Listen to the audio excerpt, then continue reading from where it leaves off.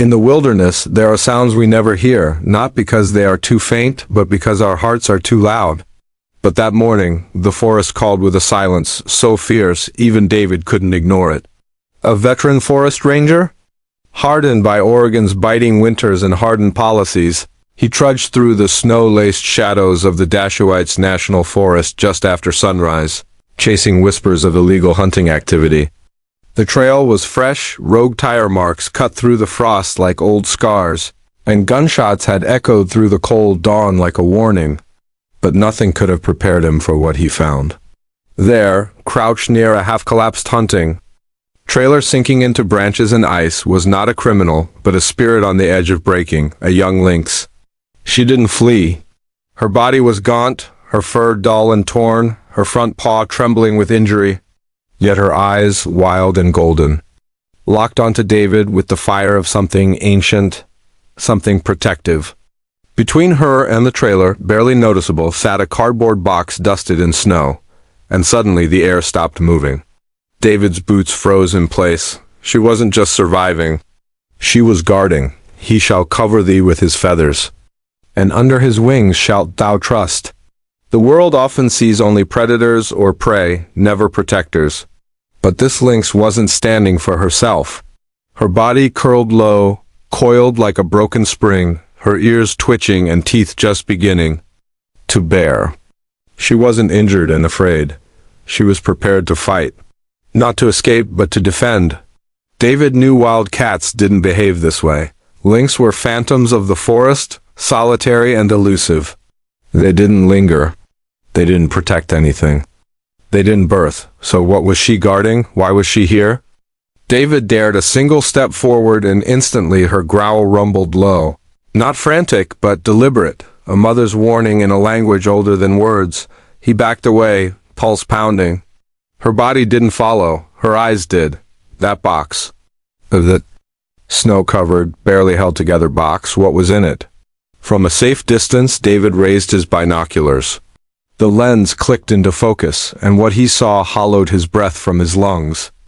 Inside the box, nestled in towels more dirt than fabric, were 3 golden-furred puppies, Labrador by the look, tiny and trembling, their eyes still lost in newness, alive, abandoned, and watched over by something that should have walked away, something that should have seen food, not family. But she hadn't moved, not once. And then one of the puppies wriggled toward her, crying. She didn't flinch. She lowered her body closer. The lion shall lie down with the lamb. That night David didn't sleep. He returned the next morning with resolve painted across his chest like armor. Snow was forecast again, heavier. If he didn't act, the puppies would freeze or starve or worse. But approaching her wasn't like approaching an animal. It was like walking into the living heartbeat of a miracle. He crouched low, slow, hands visible. The lynx spotted him instantly, like the forest itself had eyes. She stood, wobbling, pain stitched into every motion, her injured paw dragging. But her stare? Her fire? Unshaken. When David took another step, she exploded forward, not fleeing, but flaring. Her teeth bared, a guttural scream launched from her ribs, but she didn't attack. She stood, trembling, between him and the box. She was dying. But she'd die. Protecting them, he froze, then slowly retreated. She didn't pursue. She just stood there, a breath away from collapse, still guarding. David called Wildlife Services, voice breaking as he explained everything. Their reply came like a frostbitten slap. If there's no threat to people, it's not our jurisdiction. Wild territory, nature's business, and nature, they claimed, would take its course. He hung up, hollow. No one was coming. Even the sparrow has found a home and the swallow a nest for herself.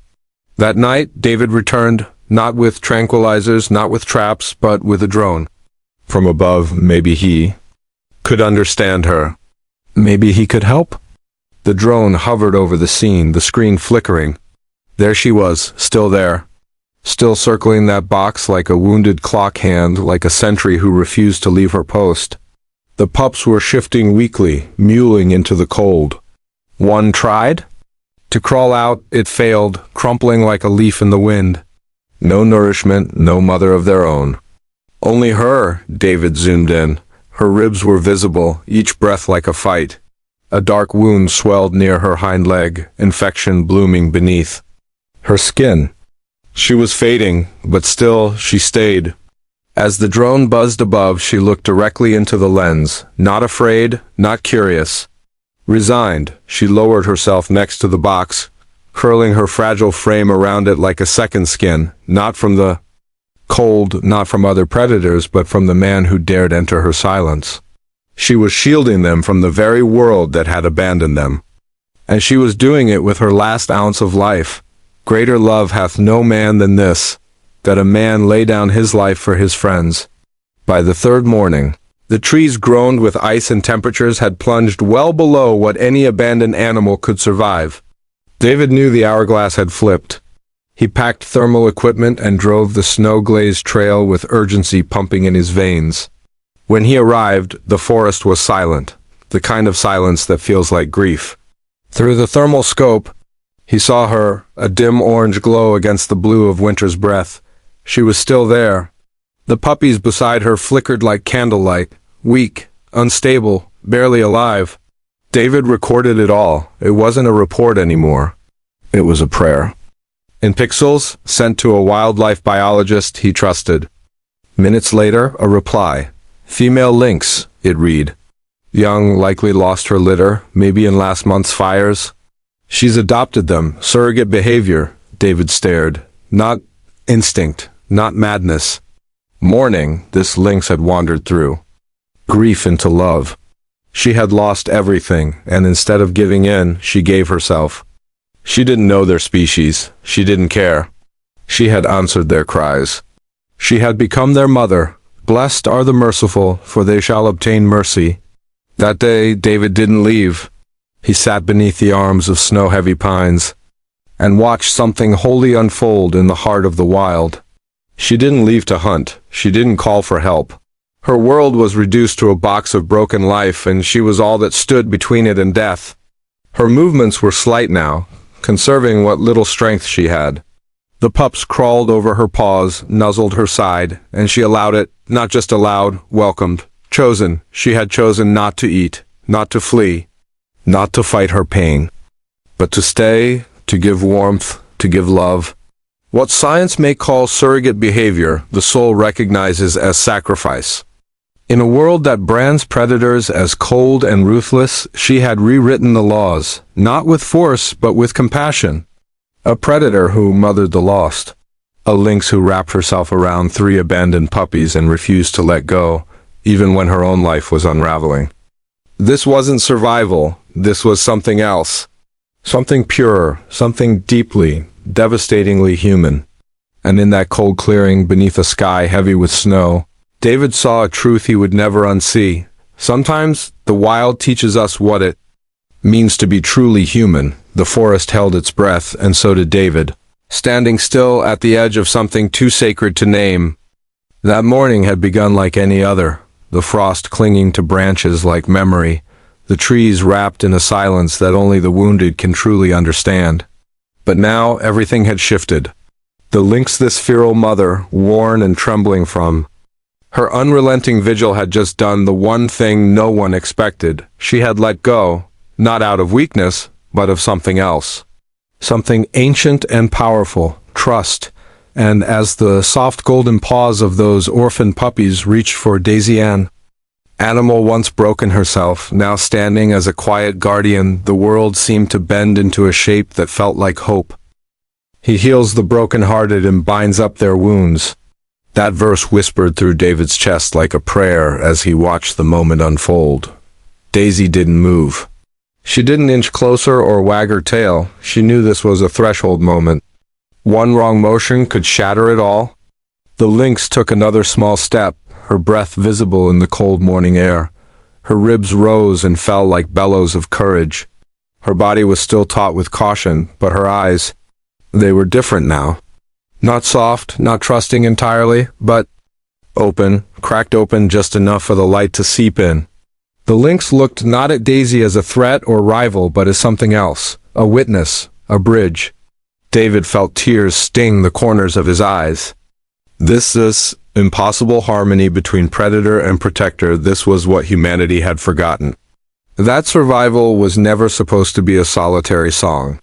That nature itself was a choir of healing, if only we'd stay quiet long enough to listen. This is more than animal rescue. This is the raw, unscripted story of wild bond. The puppies, too young to understand boundaries or danger, pushed harder now. One tumbled from the box with a small yelp, flopping onto the snow in a twist of ears and fur. Daisy didn't rise. She simply lowered her head and waited. The lynx flinched, half-turned, but did not leap. Instead, she looked back at the pup, and then to Daisy again, as if weighing something much deeper than risk. She was measuring soul. The pup wriggled closer to Daisy, drawn not by scent or sound, but something elemental: safety. Daisy licked the pup's head once, then let it curl into the warmth of her fur. Another followed, then another. And then something happened that David would remember for the rest of his life. The lynx walked away, not far, just to the edge of the clearing, but it was enough. She sat down heavily, every muscle trembling with the effort of letting go. But she had done it. She had chosen to trust. Her breathing slowed. Her eyes never left the puppies, and yet she didn't move. She didn't reclaim them. She relinquished them not from defeat, but from belief. In Daisy, in something greater than instinct, in the kind of mercy that animals know better than humans ever could. And in that moment, David felt like he was witnessing a miracle, not just of survival, but of rebirth. Even the wilderness will rejoice in the presence of love. He stepped back slowly, letting the scene breathe without his weight in it. The forest held still. Daisy was now lying curled, three of the puppies nestled close, the fourth still dragging its tiny paws across the snow to reach her. The lynx blinked slowly, watching, her body no longer a shield but a shadow. She wasn't just the protector now. She was the giver. She had passed the torch to someone who had once needed saving too. And that torch, burning not with fire but with compassion, now lit the coldest place in the woods with something warmer than sun. David turned toward the trail, tears blurring the edges of his vision.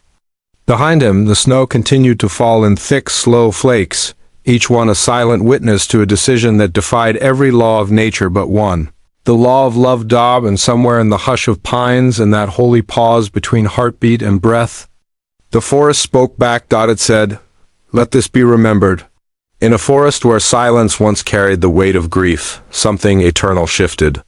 It was not loud, not the roar of a predator or the chaos of a rescue. It was quiet, a breath, a touch, a surrender. And in that stillness, a wild lynx, worn thin by hunger, solitude, and loss, laid down the only thing she had left: her need to protect. David's hand, trembling with fear and reverence, rested on her side, and for the first time, she did not flinch. She simply allowed. In that touch, predator and man weren't enemies. They were just two souls, battered by the world, kneeling before the fragile miracle of life. The wilderness and the dry land shall be glad. The desert shall rejoice and blossom like the rose. This wasn't just a story of animal rescue. This was the story of a mother who had already lost everything. Fire, winter, fate, whatever had taken her own cubs, left a hole in her chest so hollow it echoed through the trees. And yet, when she came upon that box abandoned, trembling with life, she didn't create, she didn't walk away. She didn't see them as strangers. She saw them as hers. That is the sacred paradox of nature. What breaks us also teaches us how to heal. She gave everything to those orphaned puppies, not knowing why. Not needing a reason, just knowing they needed her. And when her body gave out, when her ribs jutted like grief and her breath came in shallow gasps, she didn't resist the hands that came to help. Because she had nothing left, not fear, not fury. Only surrender. This is where the wild meets the divine. Back at the center in Bend, the contrast was stark. Warm towels, heat lamps, the beeping of machines and the steady rhythm of recovery. The pups were wrapped like precious cargo, their little hearts fighting to stay lit. Daisy stayed close, a golden statue of comfort, her calm gaze never leaving their side. The vet worked in silence, but hope returned in small signs of bark. A wag, a breath that steadied. Still, David couldn't stop thinking of her. The lynx, alone now in the snow-laced clearing. A mother stripped of purpose. He returned the next morning, dread tightening in his chest. And there she was still? Lying beside the box, though it held nothing now. Her body was still, her spirit barely flickering. She had given too much. But when he knelt beside her, whispering softly, she didn't move. Not to fight, not to flee. And when his gloved hand touched her side, she accepted it. Not as defeat, but as an invitation. Blessed are the merciful, for they will be shown mercy. Transporting her required care, patience, and reverence. She didn't resist. It was as if she knew her chapter in the forest had ended. The box was gone. The cries were silent. But something still pulled her forward, the memory of paws that once curled against her ribs. In the van, she lay motionless, swaddled in blankets made for creatures she was never meant to understand. And yet, she had understood them better than anyone. At the rescue center, they worked quietly, cleaning the infected wound on her leg, rehydrating her fragile frame, treating her malnourished heart like sacred glass. When a vet whispered, "She's been nursing," the room paused. They all knew then, this wasn't kindness she gave. This was motherhood resurrected through strangers. No one ever found out who left the puppies in the forest. Maybe they were unwanted. Maybe someone thought that box would be their grave. But the lynx, grieving, lost and hollowed by her own sorrow, saw in them a reason to keep breathing. And that is why this is more than a rescue. This is a gospel of second chances, of healing that travels not in straight lines but in wild circles. And when Daisy lay silently by the lynx's enclosure, when the pups toddled up to the glass with noses pressed and tails wiggling, it was like watching stars remember the sky. This is the heart of every viral YouTube story you never forget. Because it's real and it breaks you open. Days passed into weeks. The lynx slowly regained strength. She still refused human touch, still growled when staff entered. But not at Daisy, never at Daisy, and not at the puppies either. They came to visit every day, their tiny legs steadier, their joy louder. They pounced and yelped, noses pressed against the glass. And the lynx, she remembered, her ears flicked, her tail swayed, her eyes softened. And sometimes she would lie close to the barrier, her head against the glass, as if pressing herself toward them. They didn't need words. They had something better. They had memory. And then the day came, the day David both feared and prayed for. She was strong enough to return. The team chose a protected area, deep in government land, far from cities, roads, and everything that might hurt her again. The van was quiet, the sky open. As the crate door unlatched, she didn't bolt. She stepped out slowly, the forest greeting her like an old friend. Daisy stood waiting. The lynx approached, cautious, measured, but certain. And when they were close enough, their noses touched, not as predator and protector, but as equals. A soft yelp pierced the moment. One of the puppies had wriggled free and bounded across the clearing. She didn't flee. She didn't freeze. She bent low and licked his face, she remembered, and then she was gone. Into the trees, into the wind, into the part of the world that refuses to be tamed, but not before she gave her final blessing. Months passed. The puppies grew strong, their eyes bright, their tails always wagging. They chased leaves and sunlight. But one stayed close always by Daisy's side. He copied her movements, her silences, her stillness. The center named him Echo, a reflection of the one who had taught him what it means to be saved. And somewhere, deep in the wild, a lynx walks beneath the pines. Her leg healed, her spirit whole. Not alone. Never alone, because part of her still runs, still plays, still lives in 3 golden pups, in a gentle dog, and in the heart of a man who finally understood what it meant to be trusted by the wild. Wherever Daisy went, Echo followed. He wasn't just a puppy anymore. He was her shadow, her echo, his name now, more truth than title. In his golden eyes lived the patience of a quiet guardian, and in his stillness, the echo of a wild mother's choice.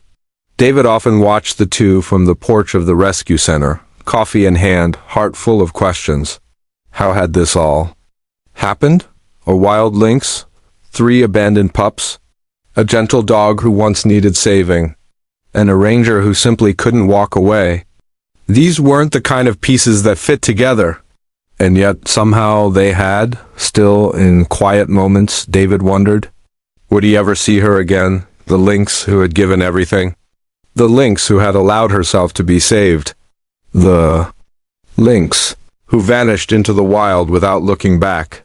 The Lord is close to the brokenhearted, and saves those who are crushed in spirit. Spring bloomed with subtle grace.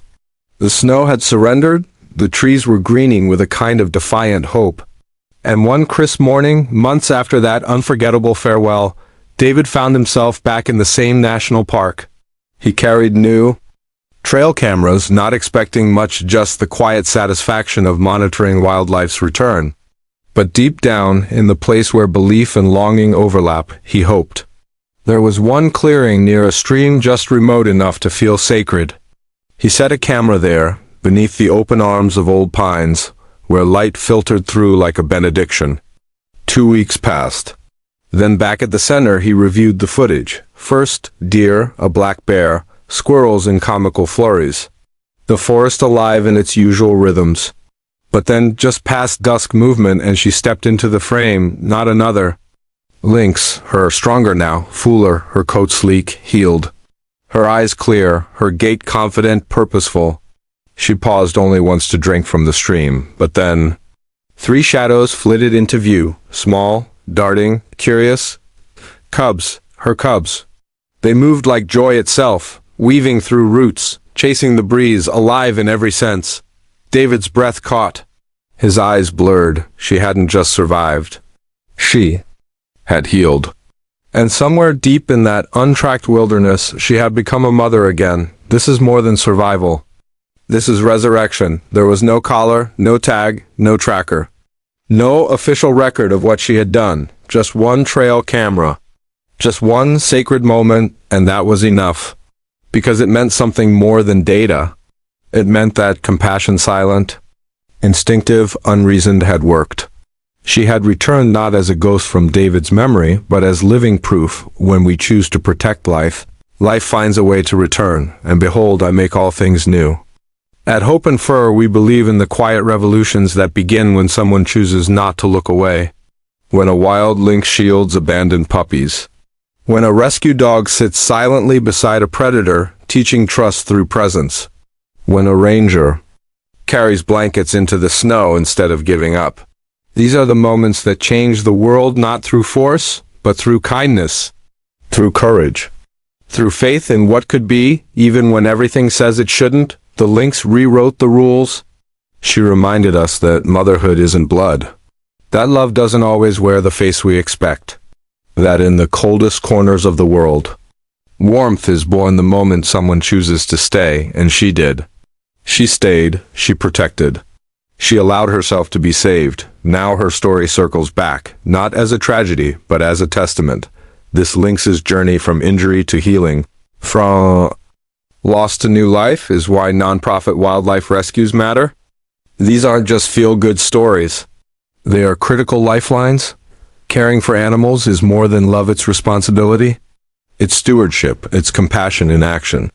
When we save even one creature, when we pour in time, medicine, blankets, and belief, we set in motion ripples we may never fully see. But sometimes we do. Sometimes a camera in the woods shows you the ending you didn't dare hope for. This is your call to stay part of that story when you watch and share. These stories, you help rescued animals find care, shelter, and a second chance. You give voice to creatures that can't ask for help. You become part of something bigger than clicks and views. You become hope. So share her story, because tomorrow someone else might leave a box in the woods, and someone wild or human might make the choice to protect it. Join us at Hope and Fur. Where every rescue is a miracle in the making, where every voice becomes a story, and every story becomes hope.